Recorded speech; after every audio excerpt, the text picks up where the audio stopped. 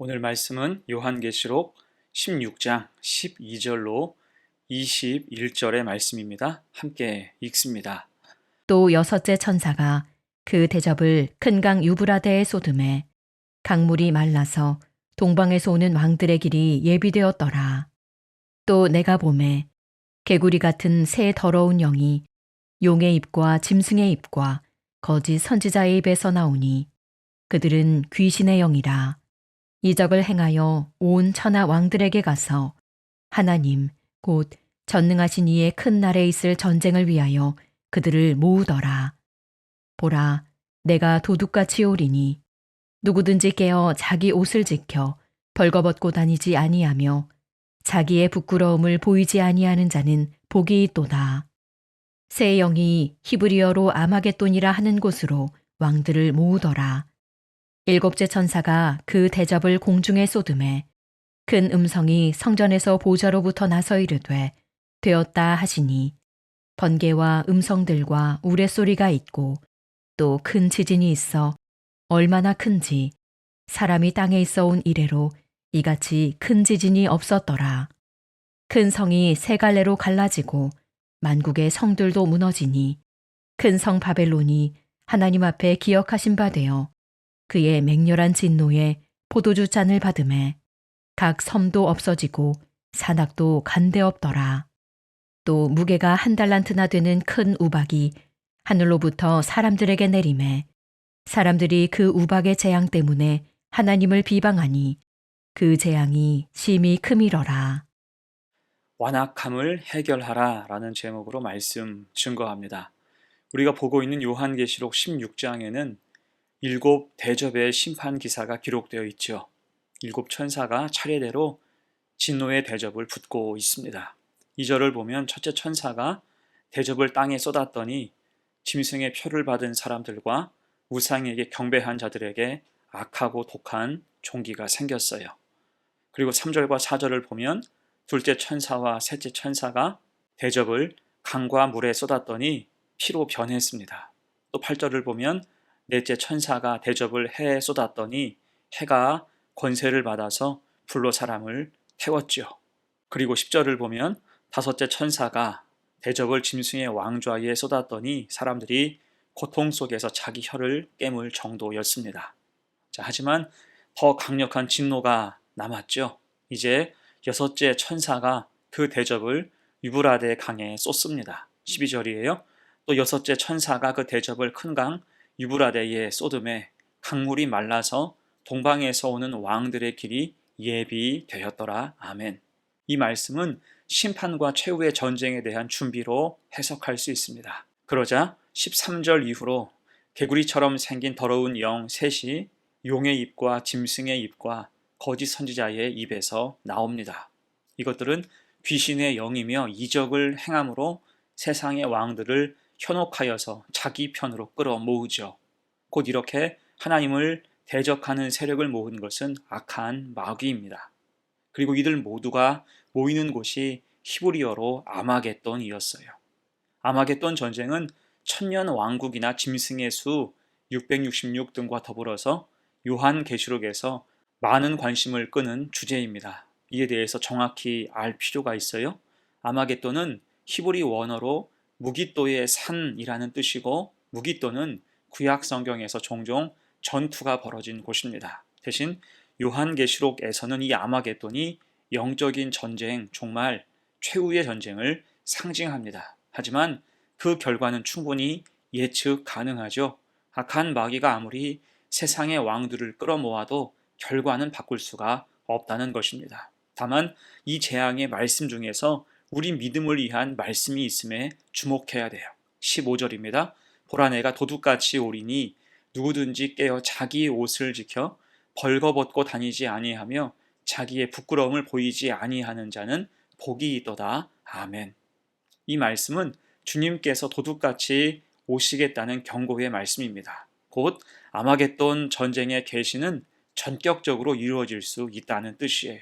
그러니 성도는 자기 옷, 자기 본분을 지키고 영적으로 부끄럽지 않은 자가 되어야 함을 강조하고 있습니다. 곧 이것은 심판과 재림에 관한 말씀이며 성도를 향한 말씀임을 기억해야 할 것입니다. 자, 이어서 17절 이하는 일곱째 심판에 대한 말씀이에요. 17절과 18절을 봅니다. 일곱째 천사가 그 대접을 공중에 쏟음에 큰 음성이 성전에서 보좌로부터 나서 이르되 되었다 하시니 번개와 음성들과 우레소리가 있고 또 큰 지진이 있어 얼마나 큰지 사람이 땅에 있어 온 이래로 이같이 큰 지진이 없었더라. 아멘.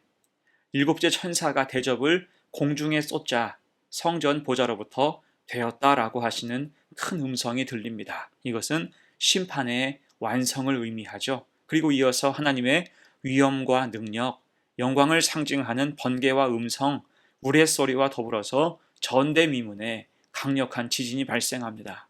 이 지진으로 인해서 바벨론은 세 갈래로 갈라지고 만궁의 성들이 다 무너지죠. 여기서 세 갈래로 갈라졌다는 말은 회복이 불가능할 정도로 완전히 파괴되었다는 것을 뜻합니다. 이때 큰 성 바벨론이 멸망한 이유는 하나님의 맹렬한 진노의 심판을 받았기 때문이죠. 그들은 앞서 14장에서 진노의 포도주를 마시게 한 죄 때문에 멸망할 것이라는 메시지를 이미 받았습니다. 이후 18장에서도 바벨론의 멸망과 죄목은 자세히 기록되어 있죠. 곧 그 의미는 성도들을 핍박하고 교회를 박해한 바벨론으로 상징이 되는 로마 제국을 포함한 모든 악의 세력은 하나님의 준엄한 심판을 피할 수 없다는 것입니다. 그 죄악들을 하나님은 결코 잊지 않으신다는 거예요. 이를 통해서 우리는 하나님이 어떠한 상황 속에서도 결코 교회와 성도를 잊지 않으심을 알 수가 있습니다. 하나님은 세상이 교회를 대적한 모든 죄를 낱낱이 기억하시며 엄중한 심판을 준비하고 계신 거죠. 이것을 기억할 때 교회와 성도는 많은 환난 속에서도 견딜 수 있는 힘과 능력을 얻을 수 있습니다. 자, 그리고 이제 21절이에요.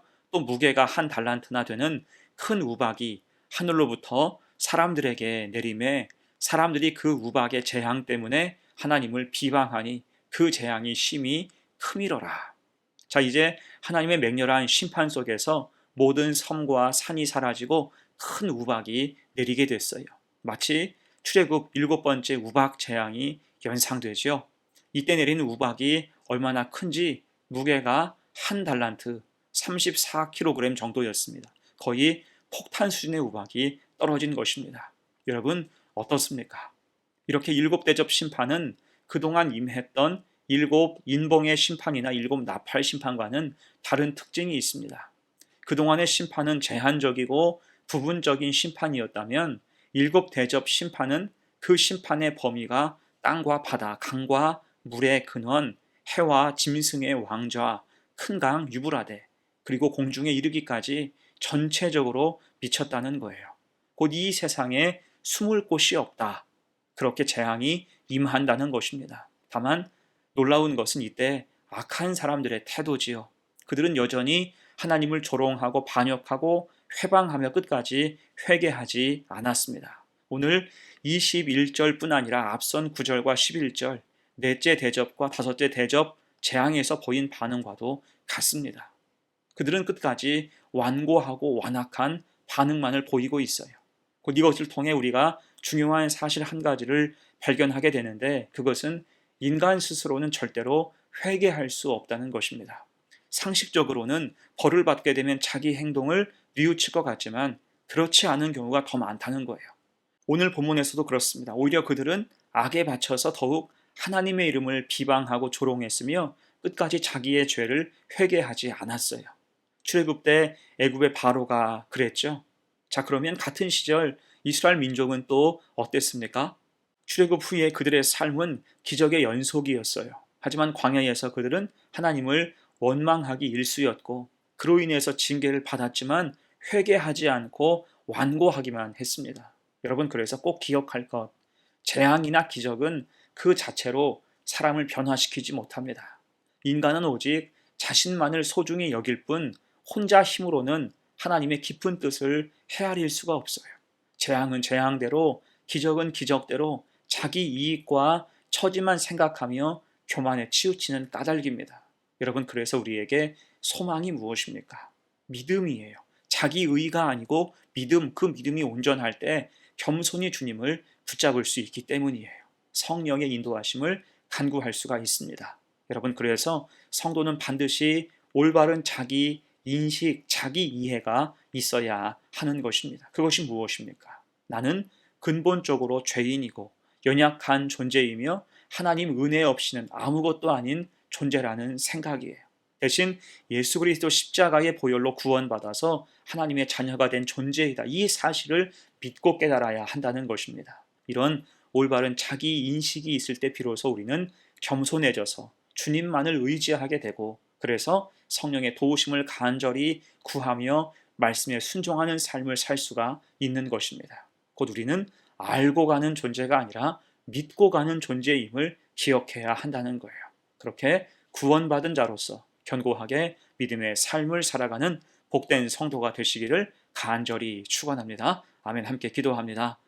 은혜로우신 아버지 하나님, 오늘도 말씀을 통해서 진노의 심판과 그 안에 담긴 주님의 뜻을 깨닫게 하시니 감사합니다. 이 땅의 모든 악과 교만, 하나님을 대적하는 세력은 결국 무너질 수밖에 없음을 보았습니다. 하지만 이런 재앙 앞에서도 인간은 회개하지 않고 오히려 주님을 비방하는 모습 속에서 인간의 완고함과 변치 않는 죄의 본질을 깨닫습니다. 그러므로 날마다 성령의 인도하심으로 우리를 새롭게 하여 주옵소서.